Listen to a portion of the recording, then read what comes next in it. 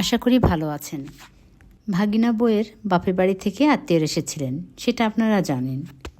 নতুন জামাইয়ের বাড়িতে আসলে কিছু নিয়মকানুনের চল আছে আমাদের সমাজে। যদিও তা বাধ্যতামূলক নয়, কেউ শখ থেকে বা আনন্দ নিয়ে করতে ভালোবাসে।